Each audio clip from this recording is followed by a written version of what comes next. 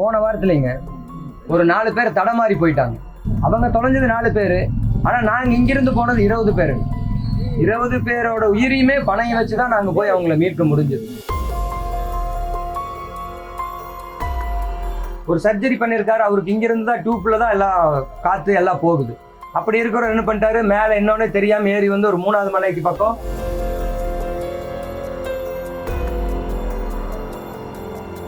எங்களுக்கு வந்து தகவல் என்னன்னா டெத் ஆயிட்டாரு அப்படின்னே சொல்லிட்டாங்க. டக்குன்னு ஓடி போய் அவரை பரட்டி பார்த்து அப்பதான் தெரியுது அவருக்கு பல்ஸ் இருக்கு, நல்லா இருக்காரு, உயிரோடு இருக்காரு.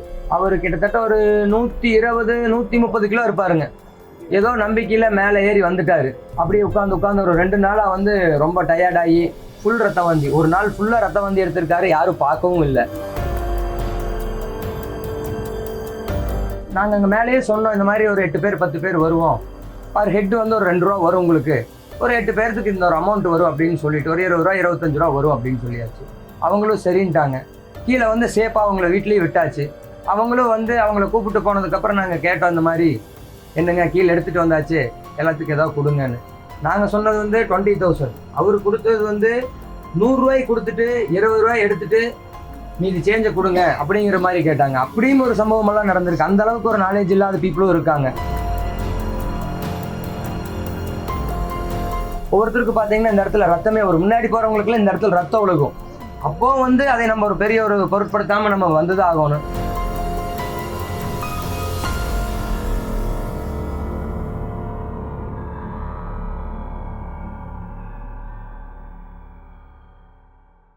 எல்லாருக்கும் வணக்கம். இந்த வெள்ளிங்கிரி மலைக்கு வர்ற பக்தர்கள் தெரிஞ்சுக்க வேண்டியது, நம்ம வர்றோம், நேற்று பிளான் பண்ணுறோம், இன்றைக்கி கோயிலுக்கு வர்றோம் அப்படிங்கிற மாதிரி இல்லாமல் ஒரு 2 நாள் ஏதோ வாக்கிங்கு, ஏதோ உடல் ரீதியான ஒரு வார்மப்பு அப்படி இருந்து வந்தாங்கன்னா அவங்க போகிறக்கும் ஒரு ஆனந்தமாக இருக்கும், வர்றதும் கொஞ்சம் ஈஸியாக இருக்கும். அப்படி இல்லாமல் எடுத்தோன்னே நேற்று பிளான் பண்ணோம், இன்றைக்கி நம்ம வர்றோம் அப்படிங்கிற மாதிரி வந்தால் அவங்களுக்கும் கஷ்டம், இங்கே இருக்கிறவங்களுக்கும் கஷ்டம். அந்த மாதிரி ஒரு இதை வந்து தவிர்க்கலான்னா நம்ம 2 நாளைக்கு முன்னாடி ஒரு வார்மப்போடு வரலாம். ப்ளஸ் வந்து இங்கே வந்து பீடி குடிக்கிறது, வேறு இந்த மாதிரி ஏதாவது தீ பத்துற மாதிரியான ஒரு செயல்கள் யாரும் ஈடுபட வேண்டாம்னு நம்ம கேட்டுக்கிறோம். அப்படி இருந்ததுன்னா எல்லாத்துக்கும் சிரமம்தான். ஃபாரஸ்ட்லேருந்து நாங்கள் மூட்டை தூக்குறவங்கலேருந்து வர்ற பக்தர்களுக்கு எல்லாத்துக்கும் அது பெரிய ஒரு தொந்தரவாக இருக்கும். போன வருஷம் ஒரு சம்பவம் என்னாச்சுன்னா, தீ பிடிச்சிருச்சு. தீ பிடிச்சி போகிற பக்தர்களும் போயிட்டு தான் இருக்காங்க, வர்றவங்களும் வந்துட்டு தான் இருக்காங்க. யாரும் போய் அந்த தீ அணைக்கிறதுக்கான ஒரு சொல்யூஷன் யாரும் எடுக்கலை. அதே சமயத்தில் ஒருத்தர் வந்து கால் உடஞ்சும் கிடக்கிறாரு. நாங்கள் ஒரு 20 பேர் போய் நம்ம தீ அணைக்கிறதா, அங்கே கால் உடஞ்சவங்களை தூக்குறதா அப்படிங்கிற மாதிரி ரொம்ப சிரமமாயிருச்சு போன வருஷம். அது மாதிரி இருக்கிறதெல்லாம் முடிஞ்ச அளவு இங்கே கோயிலுக்கு வரவங்க தவிர்த்துக்கலான்னு கேட்டுக்கிறோம்.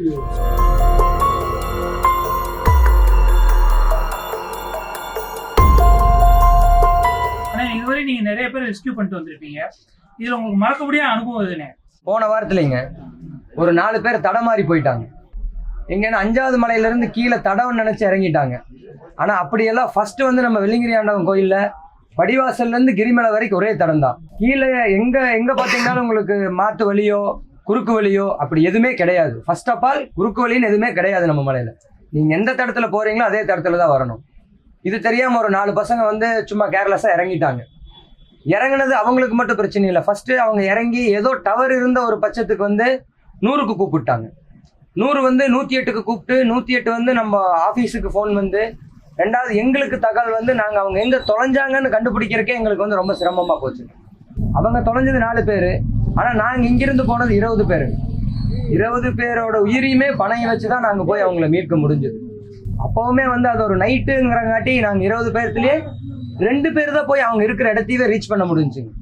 அந்த மிட் நைட்டில் எங்களால் ஒன்றும் பண்ண முடியல.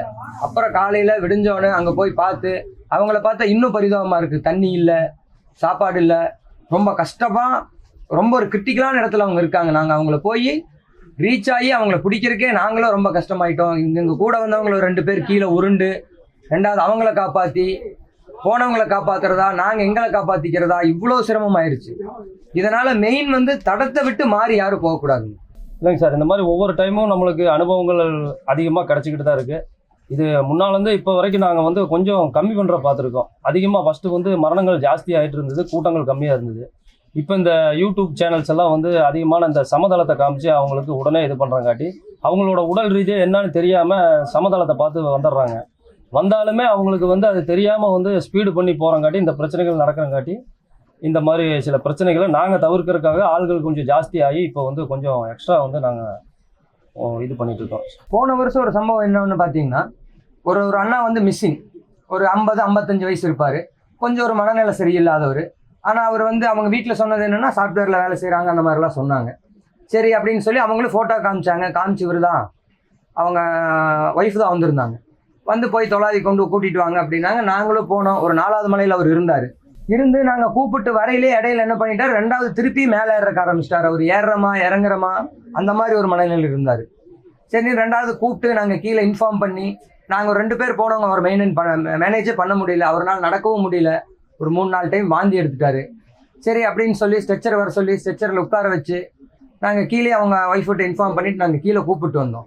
நாங்கள் அங்கே மேலேயே சொன்னோம், இந்த மாதிரி ஒரு 8 பேர் 10 பேர் வருவோம். பர் ஹெட் வந்து ஒரு 2 ரூபா வரும் உங்களுக்கு. ஒரு 8 பேர்த்துக்கு இந்த ஒரு அமௌண்ட் வரும் அப்படின்னு சொல்லிட்டு ஒரு 20 ரூபா 25 ரூபா வரும் அப்படின்னு சொல்லியாச்சு. அவங்களும் சரின்ட்டாங்க. கீழே வந்து சேஃபாக அவங்கள வீட்லேயும் விட்டாச்சு. அவங்களும் வந்து அவங்கள கூப்பிட்டு போனதுக்கப்புறம் நாங்கள் கேட்டோம், இந்த மாதிரி என்னங்க கீழே எடுத்துகிட்டு வந்தாச்சு, எல்லாத்துக்கும் ஏதாவது கொடுங்கன்னு. நாங்கள் சொன்னது வந்து 20,000. அவர் கொடுத்தது வந்து 100 ரூபாய்க்கு கொடுத்துட்டு 20 ரூபாய் எடுத்துட்டு மீதி சேஞ்சை கொடுங்க அப்படிங்கிற மாதிரி கேட்டாங்க. அப்படியும் ஒரு சம்பவம் எல்லாம் நடந்திருக்கு. அந்த அளவுக்கு ஒரு நாலேஜ் இல்லாத பீப்புளும் இருக்காங்க. இவங்க கீழே இருந்தவங்களுக்கு அவங்க ஒய்ஃபுக்கு தெரியாது நாங்கள் எவ்வளோ கிரிட்டிக்கலாக போனோம், எவ்வளோ கஷ்டப்பட்டு அவங்கள கூப்பிட்டு வந்தோம். நாங்கள் கூப்பிட்டு வரையில அவர் வந்து அவரோட பையை தலையில் வச்சுட்டு வர்றாரு. அப்போ அவர் எந்த மனநிலையில் இருந்திருப்பாருங்க. ஆனாலும் எங்களுக்கு வந்து அதுக்கான பயன் இன்னுமே கிடைக்கல. அவங்க அன்னைக்கு அந்த 100 ரூபாய் கொடுத்துட்டு மீதி சேஞ்சு கொடுங்கன்னு கேட்டாங்க. அந்த டோலிக்கு நாங்கள் காசு வாங்கல. இந்த மாதிரி நிறைய நடந்திருக்கு. அதுக்கு முன்னத்து வருஷம் ஒருத்தர் என்ன பண்ணாரு, ஒரு சர்ஜரி பண்ணியிருக்காரு. அவருக்கு இங்கிருந்து தான் டியூப்ல தான் எல்லாம் காற்று எல்லாம் போகுது. அப்படி இருக்கிறவர் என்ன பண்ணிட்டாரு, மேலே என்னன்னே தெரியாமல் ஏறி வந்து ஒரு 3வது மலைக்கு பக்கம் ஃபுல் வாமிட்டு. இருந்த மெடிசன் பூரா எல்லாம் வாமிட் எடுத்து கீழே விழுந்துட்டார். பக்கத்தில் பக்தர் யாருமே போக முடியல. அந்த அளவுக்கு ஒரு வாசம், யாரும் போகவும் இல்லை. கீழே நாங்கள் கடையில் இருந்தோம். கடையில் வந்து தகவல் வந்தது, 2 பேர் பக்தர் சொன்னாங்க, இந்த மாதிரி ஒருத்தர் ரொம்ப ஒரு மாதிரி முடியாமல் கீழே கிடக்குறாருங்க அப்படின்னு. நான் எல்லாரும் எங்களுக்கு வந்து தகவல் என்னன்னா, டெத் ஆகிட்டாரு அப்படின்னே சொல்லிட்டாங்க. நாங்கள் ஒரு 2 பசங்க கடையில் இருந்த பசங்க கடையெல்லாம் சாத்திட்டு டக்குன்னு ஓடி போய் அவரை பரட்டி பார்த்து அப்பதான் தெரியுது அவருக்கு பல்ஸ் இருக்கு, நல்லா இருக்காரு, உயிரோடு இருக்காரு. நாங்கள் கீழே தகவல் சொல்லி எங்களால் தகவலும் சொல்ல முடியல. இப்போ ரொம்ப கூட்டமாக இருந்தால் கீழே இறங்குற பக்தர்கிட்ட சொல்லலாம், இந்த மாதிரி ஒருத்தர் இருக்காருங்க, கீழே தகவல் சொல்லுங்க, வர சொல்லுங்கன்னு. நான் சொல்றது வந்து யாருமே இல்லை. மலையிலேயே மொத்தமே ஒரு 20 பேர் 30 பேர் தான் இருப்பாங்க. அப்படிங்கிற பட்சத்துக்கு நம்மளால ஒன்றுமே பண்ண முடியல. நானும் அந்த பையனும் ரொம்ப கஷ்டப்பட்டு உப்பு மூட்டையில் மேலே தூக்கி பின்னாடி ஒருத்தரை பிடிக்க வச்சு ஆளுக்கு 10 படி 10 படி 10 படி 10 படின்னு கீழே கூப்பிட்டு வந்து கீழே விட்டோம். ஆனால் அவங்க யாருன்னே எங்களுக்கு தெரியாது. 108க்கு ஃபோன் பண்ணோம், 108 வந்தது, கூப்பிட்டு போயிட்டாங்க. அதோட எங்களுக்கு தெரியும். இந்த மாதிரி இப்போ பணங்கிறது இல்லாமல் நம்ம ஒரு சேவை, ஒரு ஏதோ நம்மளுக்கு ஒரு பவர் இருக்குது, நம்மளுக்கு ஒரு ஸ்கில் இருக்குது. இந்த ஸ்கில்லை வந்து எங்களால் முடிஞ்ச அளவு நாங்கள் யூஸ் பண்ணுறோம், அவ்வளோதாங்க. ஒருத்தர் வந்து இங்கே பக்கத்தில் கோயம்புத்தூர் தாங்க, சிட்டியிலிருந்து ஒருத்தர் வந்திருந்தார் போன வருஷம். அவர் கிட்டத்தட்ட ஒரு 120 130 கிலோ இருப்பாருங்க. ஏதோ நம்பிக்கையில் மேலே ஏறி வந்துட்டார்.